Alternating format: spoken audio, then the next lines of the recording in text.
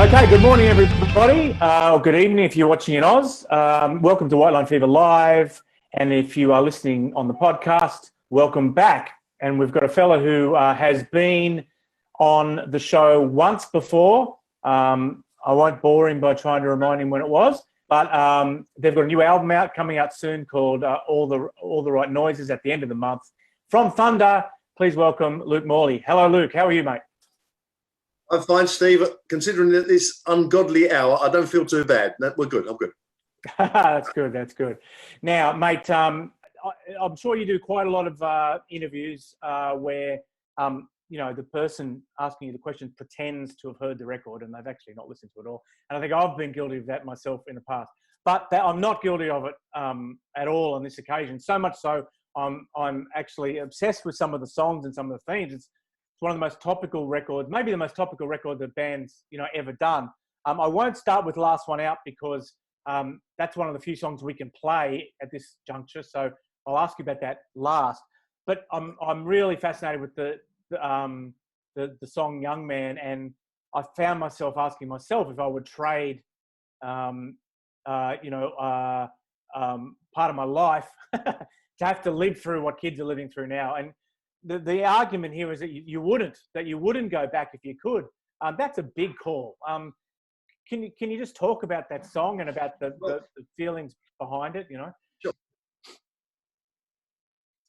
Yeah, I mean, really, I suppose it's kind of like it's like the opposite of my generation. Hope I die before I get old, isn't it? It's but I think it's if you look at the world how it is now and how difficult it is for young people. I mean, when I was a kid, you could make mistakes, you could get things wrong, you could get drunk, you could do silly stuff and get yourself into a little bit of trouble, and you'd make mistakes and you'd learn and you move on. Now, because we live in the age of the camera phone and the iPad, everything you do is recorded and witnessed, and 5 minutes later it's up there on the web. So the kind of the degree to which young people have to watch themselves now and think about all their actions, it's fairly scary. And I'm glad that, particularly being in a band, my God, some of the shenanigans we got up to in our early days, blimey, if there'd have been camera phones, we'd all be in court now properly. But, I think that it's just, there's a lot of pressure on young people now to look perfect,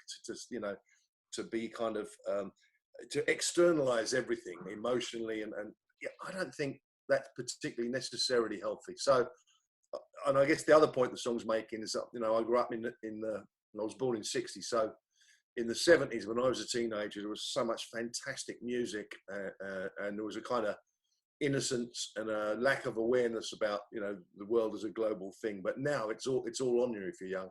There are the pluses, the stuff, before COVID, travel and stuff, all those things are easier. But just in terms of your privacy and your ability to develop as an individual, I think, the world is very invasive now, and that must be hard for young people sometimes. Yeah, but still, it's terrible now. I'm the same as you as far as I'd hate to live in the Instagram, era. But still, if you said, here's an extra 30 years, you know what I mean? I might be willing to trade. So. Yeah, well, I hear you, but it's about quality of the life, though, isn't it? If your life is great and fun and you're enjoying every day and brilliant, but if you're not and you're miserable, I'm also obviously interested in St George. That is a huge topic, right? You could talk about that for 15 minutes alone. Oh, sure, yeah. But I'm also interested in St George's Day as well, because it's an anti-Brexit song, really, isn't it? And this was not written in COVID times. The album, people probably aren't aware, is written pre-COVID and post-Brexit. I'll ask you just about that, about St George's Day and the sentiment behind it, and then I've probably got a follow-up question to that. Well, St George's Day really is, it's about what it means to be English in the 21st century. And, we're an island race, and there's always that kind of underlying thing that, if things go wrong, we can pull up the drawbridge and carry on. But we live in a global world. That's not possible now. It's really, really not possible. COVID, the interesting thing about COVID is it's made us question border control, but for different reasons. Prior to COVID, it was like, you know, there's a kind of unhealthy kind of undercurrent in the UK of, well, the immigrants are coming here and stealing all our jobs, which is just patently is not true, and it's sort of, you know, right-wing dogma, and I'm not a fan of that. I think that you know, if we've learned anything, or you know, in the world, it's just you've got to embrace it. You've got to kind of reach out to people, and you've got to connect with people rather than being suspicious and wary. You know, I mean, there's always going to be bad people everywhere. There's bad people in England, there's bad people in Australia, there's bad people everywhere in the world. But it's not an excuse to kind of pull up the drawbridge and blame everything on people who are different to you. You know, I mean, in the UK, this is the great ludicrousness of this point of view of the kind of, you know, the extreme right-wing thing, is that most of England now is built on immigrants. I think, you know, it really is, you know, all of the kind of really important jobs, healthcare, you know, after COVID and all of this stuff. These are people that have all come from other countries. So to kind of suddenly blame them for everything seems a bit wrong to me. And in the song uses the St. George's flag as a kind of metaphor, really, because that's been misappropriated by football hooligans, once again, more extreme right-wing kind of groups. And it's something that I feel very strongly about. You know, we're supposed to be an open and civilized country, and that's what I would like us to be.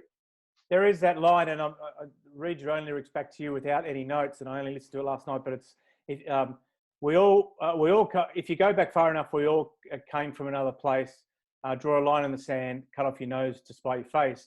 But the interesting thing is that I'm guessing that it's same as many musicians have found in the last few years, is that the alienating part of their fan base is the very people they're criticising in their art. And I guess it's the same for people who are painters or writers or whatever. Yeah. You know, how do you confront that reality?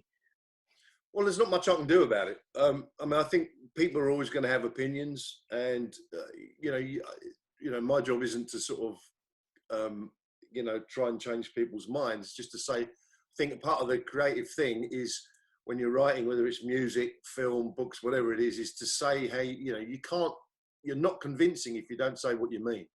You know, and you have to kind of sometimes wear your heart on your sleeve. And you know, when you get to my age, when you get to 60, and you're in a rock and roll band, you know, I've written all the songs about chasing girls I can manage. So, you know, and that's not what concerns me. I'm married, you know. Other things concern me now, and I'm going to write about them. And some people might not agree, but unfortunately, there's nothing I can do about that. Okay, so as I said to you, Luke, the one song we can play now because it's out is Last One Out. So that was a kind of, again, an anti-Brexit song. But if I didn't know it was written before COVID, I would say it was addressing the government, what is, you know, you obviously believe is well, if I thought that you just written it, I would say that you believe they've bungled COVID and you've written a song about that. So in introducing the song, can you discuss it a little bit and tell us what its origins are? Yeah, I mean, Last One Out is really, it's about the way the government handled the whole Brexit thing, and the lying, the cronyism, basically the corrupt way they went about trying to kind of convince people it was the right thing to do. And also there was lots of playing on what I was just talking about in the last answer. There's lots of stirring up about, you know, if we stay in the EU, there's going to be 8 million Turkish immigrants coming next month. They're going to, you know, all of that stuff was going on. So we were basically being lied to and manipulated. You know, some people in the government are extremely dishonest. I'm sure there's good people in there somewhere, but the messages that were coming out were they were trying to worry people. It's the same old thing. You know, keep people scared, keep them afraid, and you can get them to do what you want. And there's a lot of that going on with Brexit.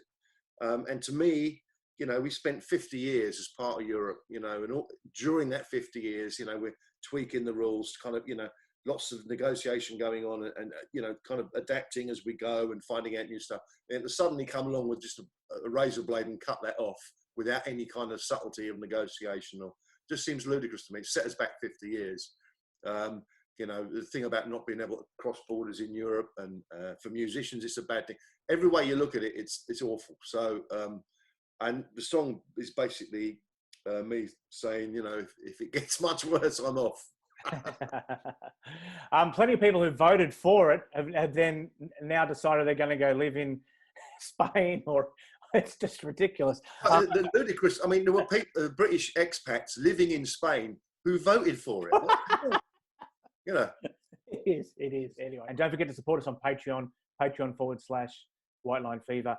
Luke, I did want to keep the kind of lyrical cross-examination to the first segment. However, I didn't get to it all. And "Smoking Gun" is another song on the new record, which it seems to be a bit Trump sort of inspired. But then again, my wife was listening to it earlier, and she said, "Well, he didn't vote for Trump. He lives in England." And so I'm like, so I'm really interested in you know, where that came from, and you know.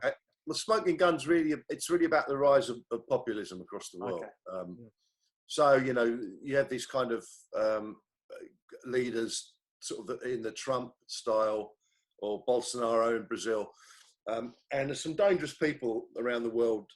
There's also as a British guy called Nigel Farage as well, who is the kind of he was a European MP for oh God, I can't even remember the place. Changed his party's name so many times, but they're now the I can't even remember. It changes week to week. But this guy, all he does is just stirs up every time, stirs up all the right wing, all the sort of jingoism, all that stuff. He's a very dangerous man. And I suppose what the song is saying is it's that old Edmund Burke quote about, you know, the way to, you know, I can't remember it exactly verbatim, but it's something like the way to ensure an evil man is successful is for a good man to do nothing. Mm-hmm. And I guess what the song's saying is that, you know, if we stand back and let these people, you know, assume positions of power without sort of objecting and demonstrating and being angry about it, then we're going to end up in a very dangerous place. And if we don't do anything, then we're partially guilty. So that's the, you know, the analogy about leaving the fingerprints on the smoking gun. Our fingerprints are on it too if we let these guys get in, you know. And yeah, that's it really. Yeah, no, that's and yeah, very eloquently put. And as I said, definitely the most sort of topical Thunder album ever, I would say. And that's without you even being able to access the rich vein of COVID. You still managed to come up with the most topical album ever. But I'll kind of move a little bit off specifics and more into generalizations, but stay on lyrics, which is, you know, you better don't forget to live before you die. This seems to be a kind of recurring theme since the comeback lyrically. You know, money's not the currency, it's time is, you know, one of my favorite lyrics ever now. You know, is this just the fact that we're all thinking about death a lot more, or was there a kind of flashpoint? I know that Ben had a health scare. You know, I mean, we all think about it as much as we used to think about chasing girls, really. So is it, you know, is it something that you always find yourself having a new perspective on, and that you feel like you have to write something down? I guess. I mean, this song's actually, I'll tell you how the song came about. I was in a bar, strangely, and there's this young lad working behind the bar, and I got in the large round. I was with a few friends, and he served them very well. He's very efficient. He was great, you know. I said, "Oh, thanks, mate. You know, can I buy you a drink?" Well, no, I don't drink. This lad, he's about 21, 22 maybe.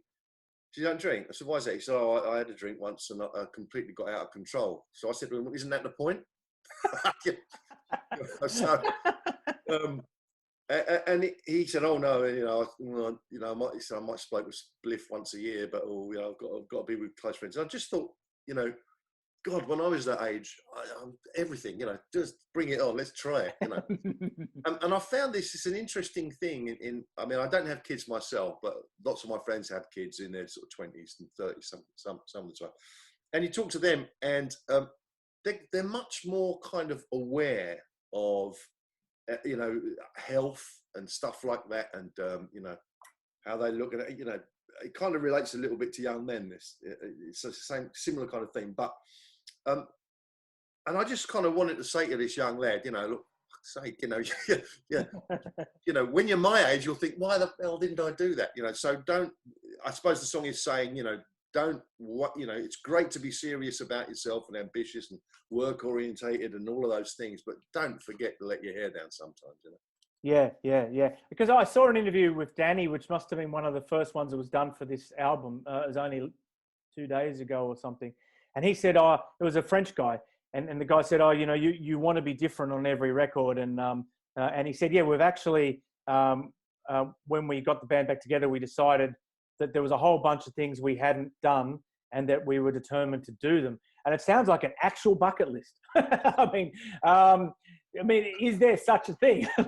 Did you actually write down things that the band hadn't done in the past, maybe lyrically or musically, and then decide, okay, we're gonna do them all now. We're gonna tick them off, Not particularly, although I think subconsciously that's going on in my head, I guess, because as the guy that writes the tunes, there's some of that going on. So I'm always trying to kind of think about how can I kind of address this and do it in a way we haven't done it before. Because I mean, it's difficult, 30 years, 13 albums. There are some bands who just basically make the same albums every year and change the title a little bit, or change the words. And none of us in Thunder want that really. Now, Danny and myself, I think both are kind of quite driven in the sense that you've got to keep moving forwards. And I think as you kind of, when you've got more years behind you than you have in front, that becomes even more acute. So, the urge to move forwards and not to look back, I think, there's a time for looking back. I mean, when you're retired and you're sitting out in your back garden, whatever, then think about the past, indulge in it, just great. And I have no problem with people, of a certain vintage doing that, because I think if you've lived a long life, you've got every right to look back about it and bore other people to death with it. There's nothing wrong with that. But I don't feel we're there yet. I mean, maybe one day we will be if we're fortunate enough to live that long, then great. But all the time we're here, it's important. It's important, I think, to kind of keep moving forward and looking ahead. I will ask for another song, but while you think about what you can introduce, and people will hear this further down the track, so you could probably pick something else off the album that isn't out yet. But does rock become kind of as it shrinks from the mainstream? And I know there's still a great economy around it in this country with Planet Rock and all that. Does it feel more restrictive as an art form because everyone else thinks of it that way? So, do you start to write a song and you go, well, I have to do, this is the way a rock song's done, but suddenly that's not the way everything's done, and do you actually, as a musician, start to feel a bit restricted by the art form because you become aware that other people are looking at other art forms and they see it as a restrictive art form? Well, Christ, that's quite a complicated philosophical question. I just think that, you can, I think you could think like that, but I think if you're creative in any way, it's important to hang on to the fundamental things. Why did you start doing it in the first place? What do you like about doing it? Why is it important to you to say these things or do these things? And I think you just got to go with that and go with your guts. It's, the creative process, it's partly intellectual, but it's partly physical and organic, and you just got to kind of do it. You've got to go and not worry too much. I think there's many an artist been messed up by worrying too much about what other people think. And there's going to be some people that have got points of view about everything that you do, and reasons why they shouldn't like you, and reasons why what you're doing is dated or old hat, whatever. I can't control that. I just got to call it as I see it and make music as I feel it, and just hope enough people like it to keep me in a living, and that's all I can do. If in that process we happen to make some great music, then brilliant. If not, we tried hard. I mean, who cares? It's what it is. I don't worry about that. I worry much more about things that are Manchester City going to make it to the end of the season as Premier League champions? This is important stuff. All this, but look, I'll be less esoteric this time. So, can you tell us a little bit about the Union? What happened to the band, the Union? Is a possibility of you guys working together again? What's the story there? Well, probably not, because Thunder is like a monster. It's so time consuming. It's a big beast that takes over all our lives. So chances are probably a little bit slim. Right. Sorry about that, but I've got another interview. It was supposed to have started 2 minutes ago. So Okay. Okay, cool. Very quickly, why don't you tell us about your first trip to Vegas, and then we'll play that song, and then we'll be done. It wasn't actually Vegas, it was LA. LA, okay. Tell us about the Sin City. First trip. Yeah, myself and Danny went over to America in 1988 on a kind of fact-finding mission because, you know, obviously we were in a band and it was a bit sort of, the scene was very kind of dead in the UK in the late 80s. So we went over there and went to Los Angeles and walked up and down Sunset Strip, and we saw all these kind of kids spilling out the clubs, hanging out on the pavement. And it was amazing because, you know, all the boys looked like girls, all the girls looked like, well, everybody looked like girls. It was a bit difficult to kind of comprehend for an Englishman. But they, you know, very kind of, well, sort of androgynous, but sort of glamorous. And there was all this fantastic music belting out of these clubs. And that was the first time I heard Guns N' Roses and thought, oh, my God, they're good. They're a proper rock and roll band. I mean, I wasn't looking back, I wasn't a fan of a lot of those kind of, I suppose, hair rock bands like Poison and stuff, but Guns N' Roses were the real deal. And but it was the fact is this whole kind of scene and people hanging out listening to rock music, and that kind of, I think we both found that very energizing. And we came back from that trip, and that's when Thunder started. So, you know, obviously it was inspirational in some way. And the song you wrote about it is? Going to Sin City. Thank you for your time. I really appreciate it. Sorry we ran over time there, Luke. I apologize. No worries.